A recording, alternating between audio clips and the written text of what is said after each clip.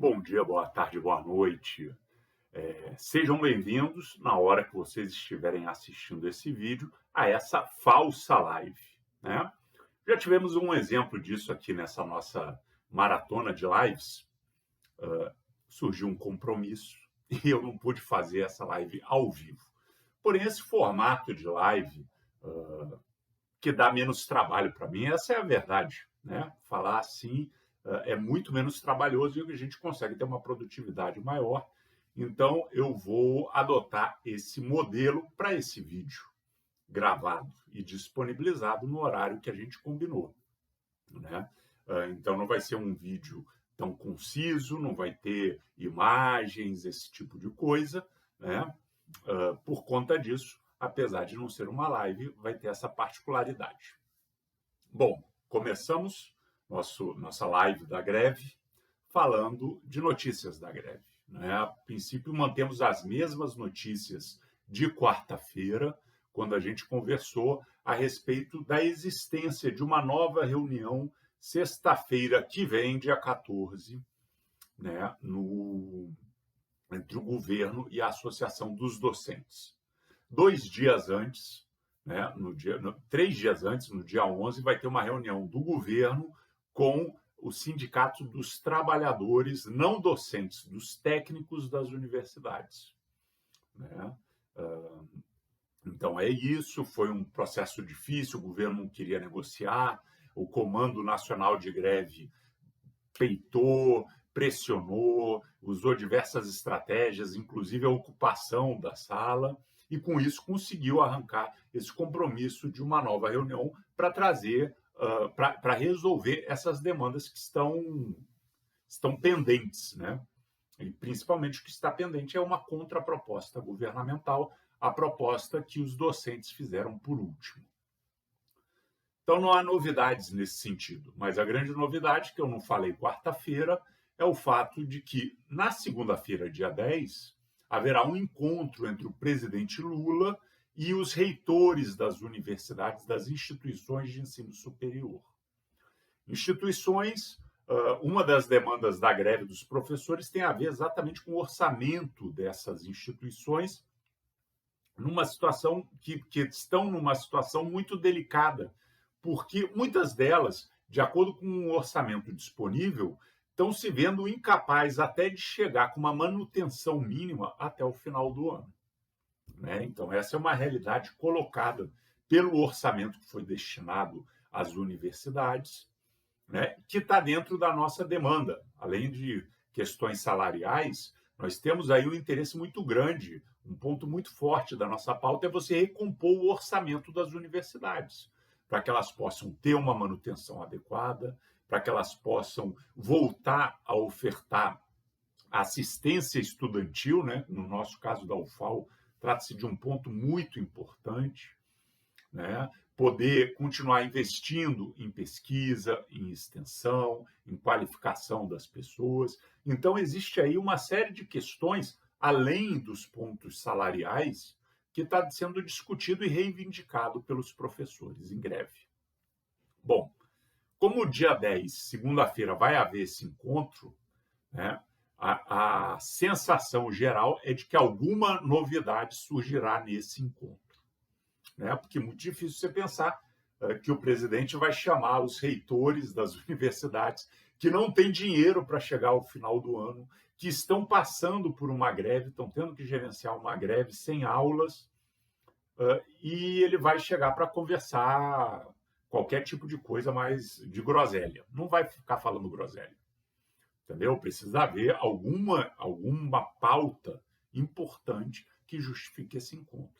E aí nós acreditamos que certamente essa novidade que virá, que ninguém sabe direito o que pode ser, vai ter um reflexo muito grande na reunião de sexta-feira. Então aguardaremos.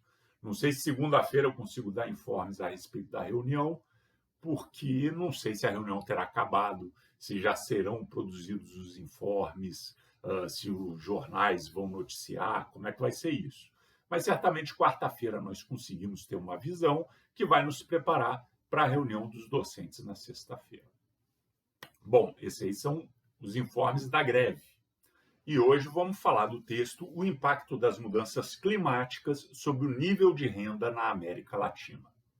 Esse texto saiu na Revista de Economia e Sociologia Rural, então, novamente, uma revista de ciências sociais aplicadas muito conceituada, né, classificada como A1, dos grandes, dos principais, o principal requisito avaliador das revistas, mas relembrando que não se trata aí de uma competição, não se trata de questões muito objetivas, apenas dizendo que essa revista de Economia e Sociologia Rural é uma revista cujos artigos têm muito impacto na comunidade científica em geral. Esse artigo foi feito por José Alex do Nascimento Bento, por Jair Andrade de Araújo, Francisco José Silva Tabosa, todos eles professores do Programa de Pós-Graduação em Economia Rural da Universidade Federal do Ceará, e também por Wellington Ribeiro Justo, professor do Programa de Pós-Graduação em Economia Regional e Urbana da Universidade Regional do Cariri, também no Ceará. Ok? Então, é o pessoal da área de discussão rural pensando como é que as mudanças climáticas vão influenciar no desenvolvimento, no desempenho da economia na América Latina. Bom, quais são as premissas que esse trabalho tem? Ele parte das seguintes premissas. A mudança climática ela tem um impacto no desempenho econômico, né? E aí, quando se fala de mudança climática, o que eles estão falando? Eles estão falando que mudança climática é o aumento da temperatura média global, mas também é a elevação do nível do mar, também é a redução da criosfera, também é a modificação dos padrões de precipitação de chuva, né? E modificação dos padrões pode ser tanto levar a inundações quanto a secas, e eventos climáticos extremos, né? Os eventos El Niño, Laninha e por aí vai. Veja, aqui eu acho muito interessante essa definição que eles trazem, porque a gente liga com o debate que a gente fez sobre aquele texto a respeito da ciência, não ciência e anticiência no Covid, né? Onde ele discute o negacionismo. E, ao falar daquele texto, eu falei dos tópicos do texto ligado à pandemia de Covid, e no final eu falei, eu acho que esse tema ainda é muito importante, porque ele nos ajuda a pensar em alguns aspectos a questão climática, por exemplo, e todos os outros negacionismos científicos que existem. E aí, eu falando ali a respeito, um dos tópicos que ele aponta são alguns erros estratégicos da ciência, né? E eu falei que um dos erros estratégicos que houve, né, foi, no primeiro momento, a gente dar o nome dessas mudanças climáticas de aquecimento global. Vocês percebam que cada vez menos as pessoas falam em aquecimento global. Por quê? Porque o aquecimento global, o aumento da temperatura média global, é uma realidade. Porém, muitas vezes os negacionistas chegam e falam, num inverno muito rigoroso, que é uma mudança climática extrema, né? Eles falam, como é que você fala que tem aquecimento global e esse inverno aqui, e essa neve, e não está aquecendo? Né? Então, foi um termo mal cunhado, obviamente com boas intenções, afinal, o aumento da temperatura média global é um importante indicador que sempre foi utilizado, e nesse artigo a gente vai ver isso, inclusive uma crítica a ele, né? Mas é um importante indicador que sempre foi utilizado para balizar essas mudanças climáticas. Só que esse nome permite pessoas com má fé, né, de torcerem o sentido, dizendo se é aquecimento global, isso significa que a temperatura sempre cresce. Então, nós não podemos ter mais frio. Por conta disso, percebendo esse erro estratégico, né, se trocou e cada vez menos se fala de aquecimento global e cada vez mais se fala das mudanças climáticas, que além do aumento da temperatura média global, abrange tudo isso que eu falei aqui.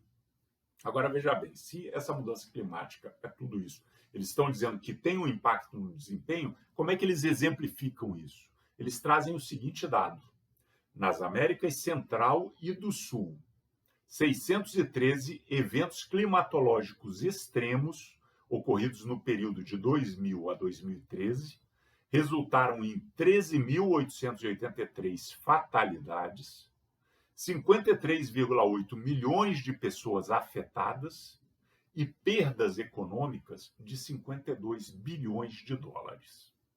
Isso aí é dado do painel da mudança climática. Em 2014, eles lançaram essas informações a respeito dos primeiros 13 anos do nosso século.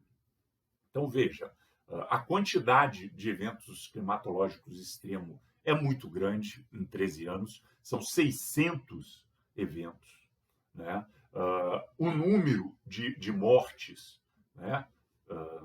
se você comparar com outras situações, inclusive com a Covid, talvez pareça pouco, são 13.800, quase 14 mil, dá cerca de 1.000 mortes por ano, mas é aquela coisa. Para quem morre, para a família de quem morreu, nunca é uma coisa simples. Então, assim, é uma tragédia de proporção continuada, 1.000 mortes todo ano por esse motivo, o que é um problema sério. Agora, números exorbitantes, não há o que discutir, são 58 milhões de pessoas afetadas, mais do que toda a população do estado de São Paulo, o maior estado da Federação Brasileira, por exemplo. E perdas econômicas de 52 bilhões de dólares. Muito expressivo. Bom, como é que a mudança climática impacta na economia? De forma mais evidente, a gente tem o seguinte: aumento nos preços agrícolas. Então, se você chove muito, se você tem seca, se você tem um aumento nos preços agrícolas. Em vários outros preços também, mas os agrícolas são os mais evidentes. As mudanças climáticas também são passíveis de prejudicar a produtividade do trabalho. E isso é observado em todas as regiões latino-americanas. Os autores fazem citação a diversos textos que lembram que já é muito comum os trabalhadores estarem em ambientes insalubres, em ambientes de alta temperatura. Então, se você está pensando que nós ainda vamos ter uma elevação da temperatura média, provavelmente isso vai prejudicar ainda mais essa produtividade do trabalho. As pessoas não vão conseguir trabalhar com a mesma disposição, com a mesma força, com a mesma regularidade. Quando você pensa aí mais, talvez, pensando em chuvas, você tem surgimento de problemas de saúde muito graves, que têm efeitos sobre a pobreza, porque os gastos com saúde são extremamente ligados, são intimamente ligados à questão da pobreza. Então, nós temos a questão dos preços agrícolas, nós temos a produtividade do trabalho, nós temos as questões de saúde, além do próprio impacto da destruição causada por esses eventos climáticos. Tanto os eventos extremos, como, por exemplo, o Rio Grande do Sul. Então, é muito evidente que o Rio Grande do Sul e o país como um todo vão ter um desempenho econômico muito ruim nesse ano, por causa de toda essa destruição que aconteceu, porque vamos ter um aumento da pobreza por causa dessa tragédia, mas também existe uma destruição de longo prazo. Quem mora nas praias, quem mora no nosso litoral, certamente tem uma cidade, ou conhece uma cidade, onde o mar está avançando e destruindo, muitas vezes, casas à beira-mar, os primeiros prédios. Então, nós temos aí impacto, uma destruição com impacto em preço de imóvel, além do óbvio, da própria segurança das pessoas. Então, grosso modo, nós temos isso. Temos diversos impactos que são muito claros, derivados dessa mudança climática que nós vivemos. Bom, mas até agora você só falou coisas óbvias. Os autores resolveram juntar todas as obviedades. Bom, em primeiro lugar, não custa lembrar que lidamos com negacionismos. Sim, são coisas bastante óbvias, Mas existem muitas pessoas que fazem questão de fechar os olhos e negar que isso está acontecendo, com milhões de explicações confusas, incongruentes, né? A importância da ciência e a importância principalmente da gente entender as coisas é a gente conseguir entender o mundo à nossa volta e tentar intervir nele, né? O problema do negacionismo é que ele, a cada ponto, ele procura simplesmente refutar esse ponto, mesmo que ele contradiga o que você falou antes, né? E essas contradições, isso não faz problema, porque você não consegue ter um sistema discutindo todas essas tragédias, as 613 impactos meteorológicos extremos, a partir de uma lógica que não seja de mudança climática.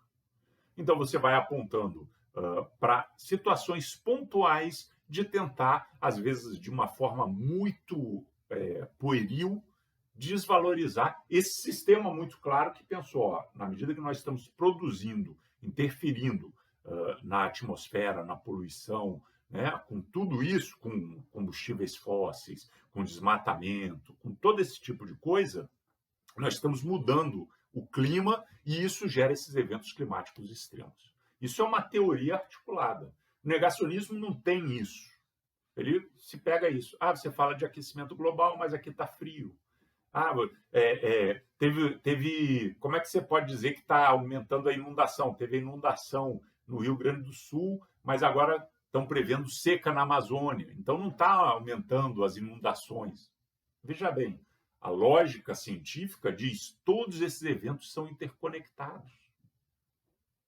Então, ainda existe esse negacionismo, então nunca é demais a gente reforçar questões que são conhecidas na ciência e que são pacificadas na ciência, porque a ciência também é um espaço que há disputa e dúvidas, né? Mas tem um momento que a gente, ok, não tem mais o que discutir. E essas são questões que não há mais o que discutir.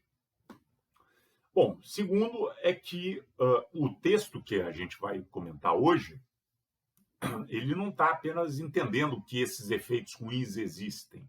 A proposta dos autores é medir o tamanho desses efeitos.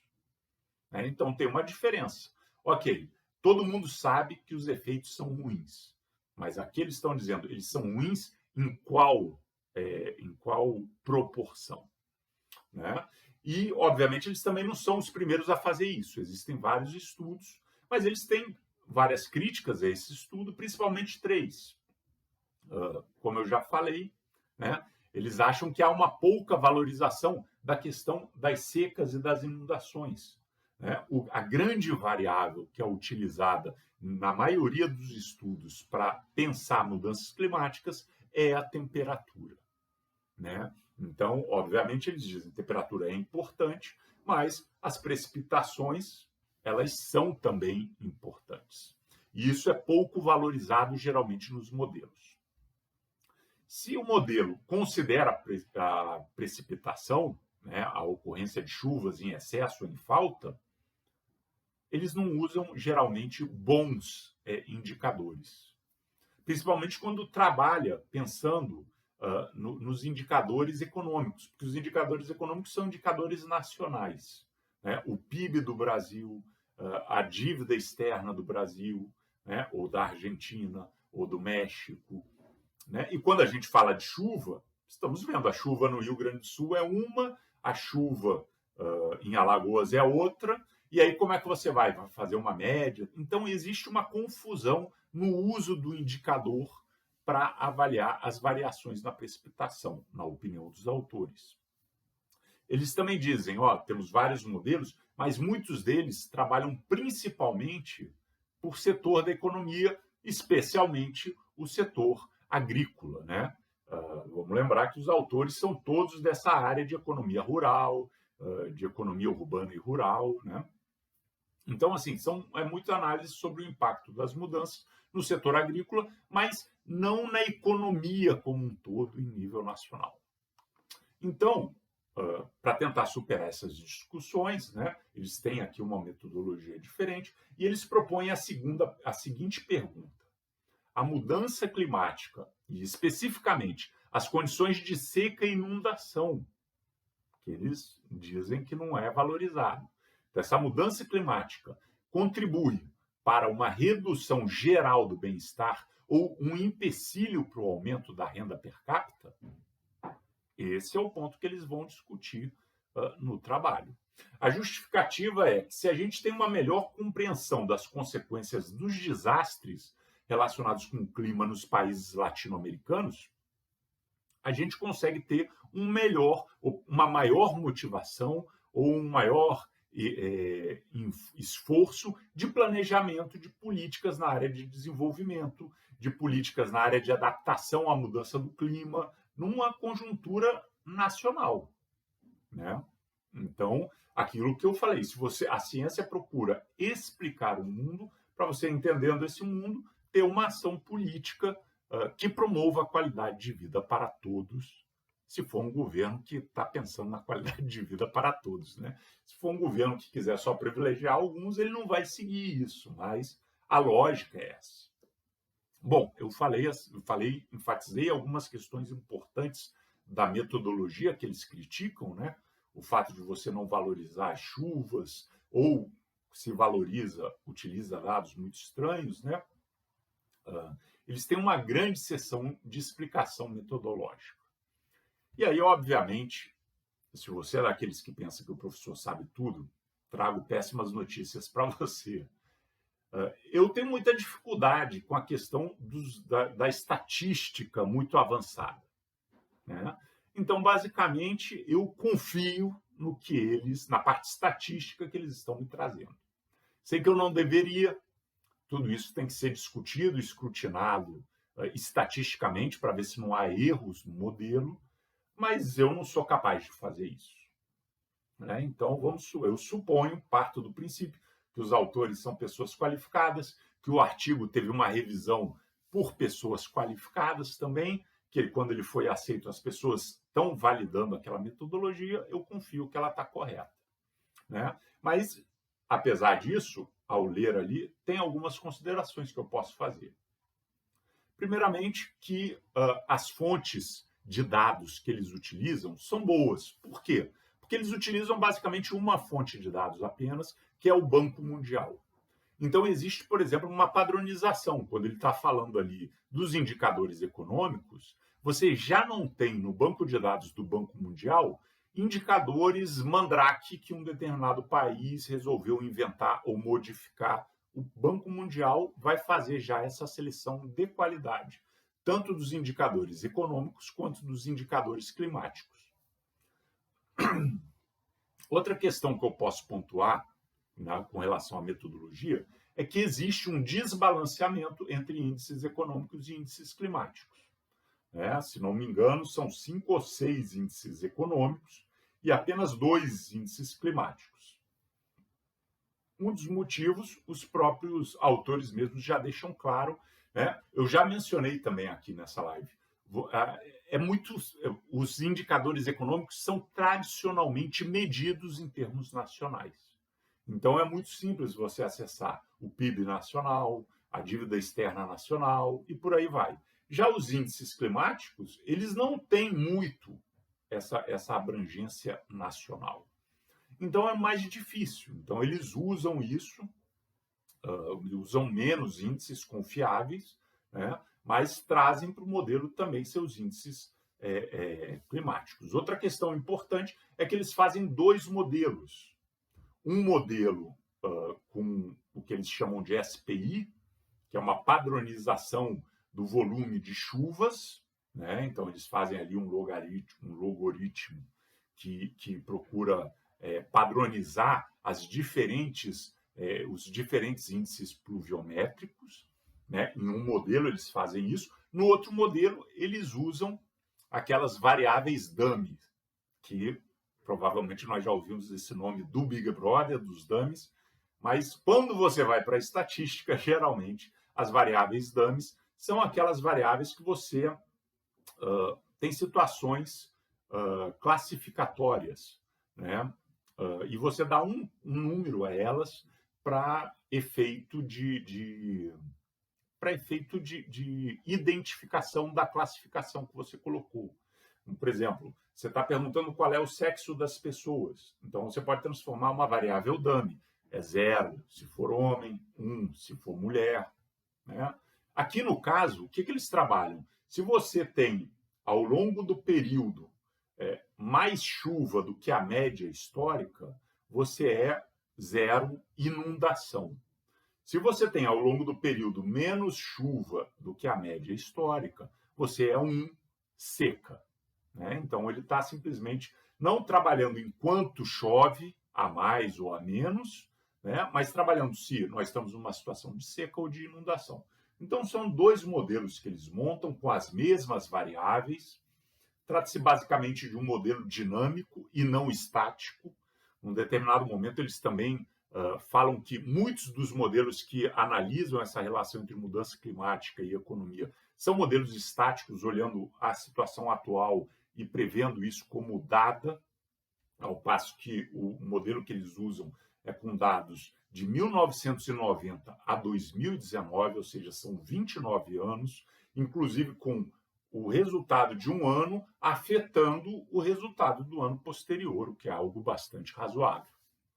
Né? Então, eles têm as variáveis climáticas e a maioria das variáveis econômicas são independentes, ou seja, ele vai colocar esses dados ali para ver como que, à medida que esses dados que são colocados lá no modelo, como é que esses dados influenciam aí a única variável econômica que é dependente, que é o PIB per capita. Então, na medida que você muda os números das variáveis econômicas, das variáveis climáticas, você acaba gerando uma tendência à mudança do PIB per capita. Então, eles estão vendo como que, principalmente, as variáveis climáticas vão afetar a riqueza de um país dividido pelo número de população. Então, são dois modelos, duas formas de usar as precipitações. Quais são os resultados? Vamos falar do primeiro resultado, onde eles usam aquele standard, o padrão, o modelo padrão de precipitação, SPI. É um nome em inglês, mano. Já estou passando muita vergonha falando inglês, então deixa isso para lá.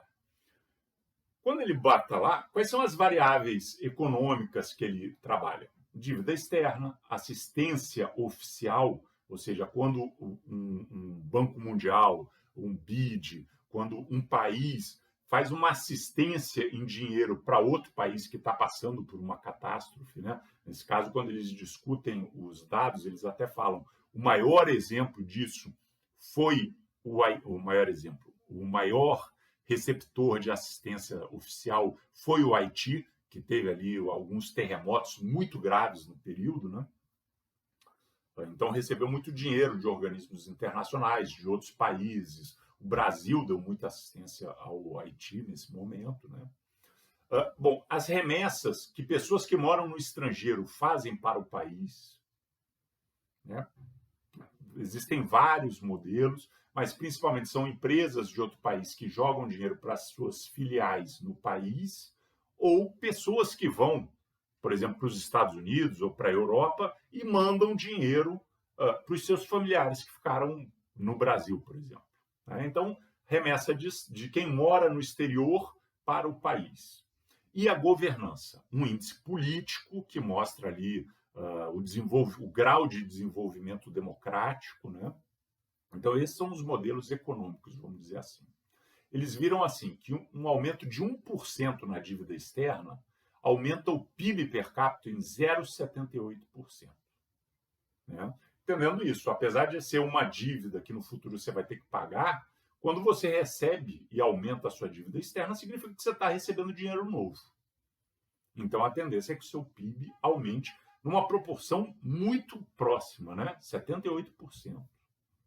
Já quando você está falando de assistência oficial, ou seja, quando você recebe dinheiro de outros países, você tem um aumento do PIB de apenas 0,08%.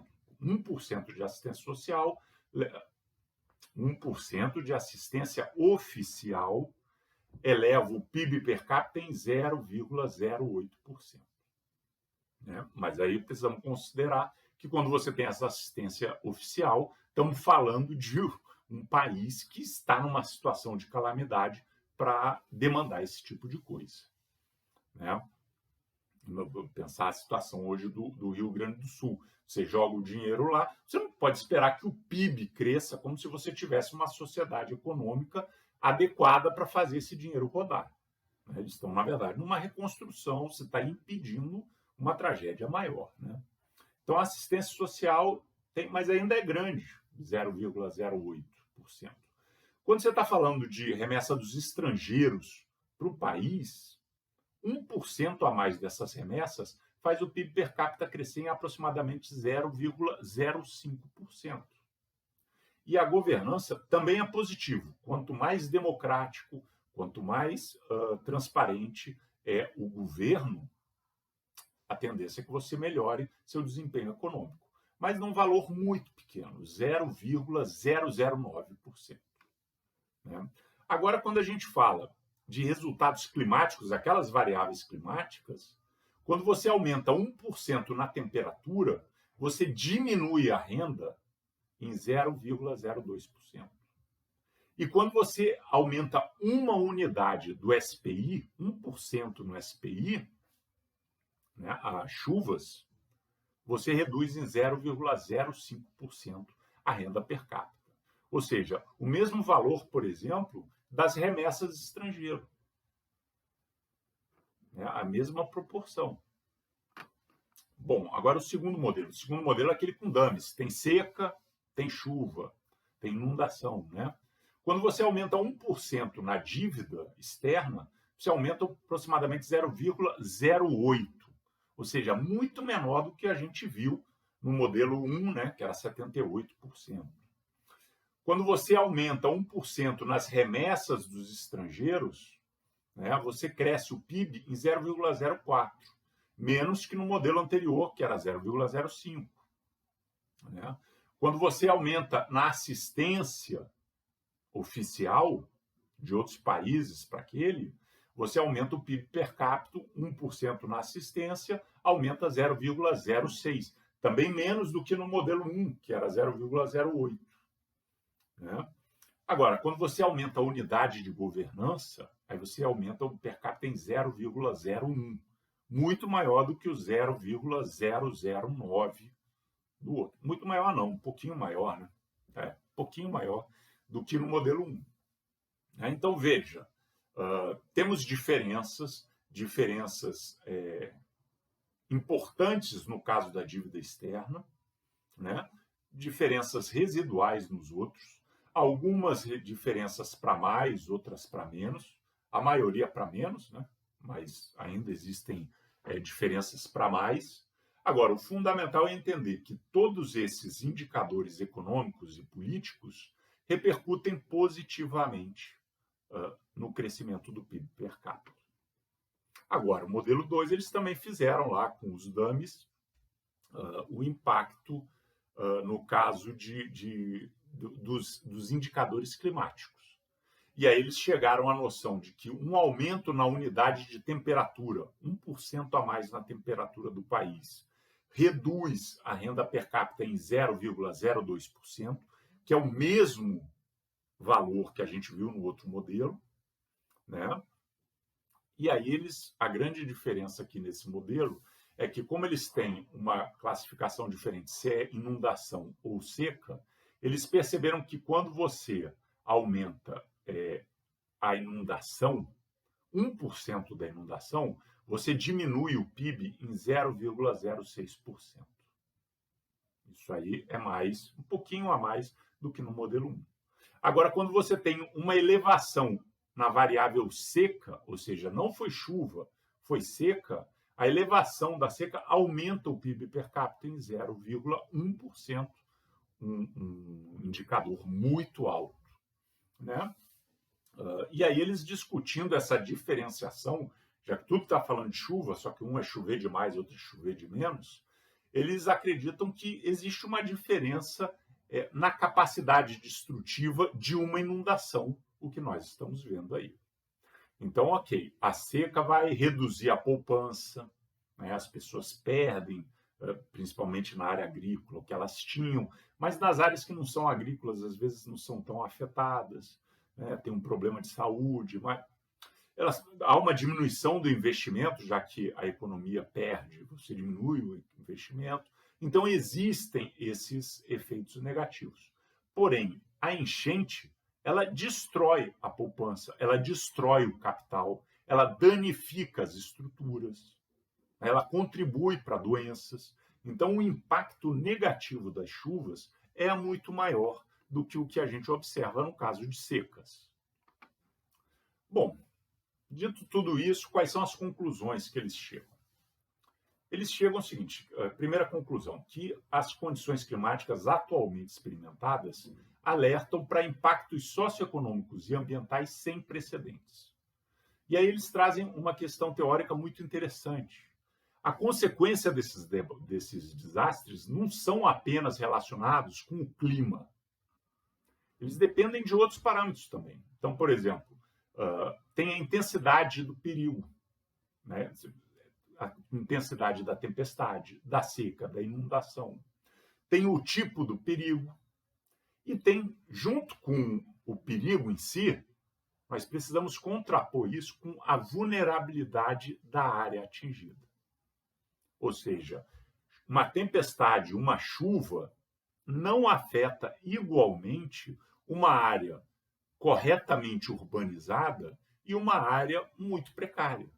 Não afeta igualmente uma área desmatada e uma área florestal, né? Ou seja, o território ele tem vulnerabilidades que, quando entrarem em contato com o perigo, com o evento climático, vão produzir mais ou menos catástrofes. Então, não se trata apenas de discutir as chuvas foram muito fortes. Sim, as chuvas foram muito fortes, mas a situação que você tinha era de uma vulnerabilidade muito grande que impediu que você resistisse às chuvas, ou ao aumento da maré, ou ao aumento da temperatura, ou a qualquer um desses eventos climáticos extremos.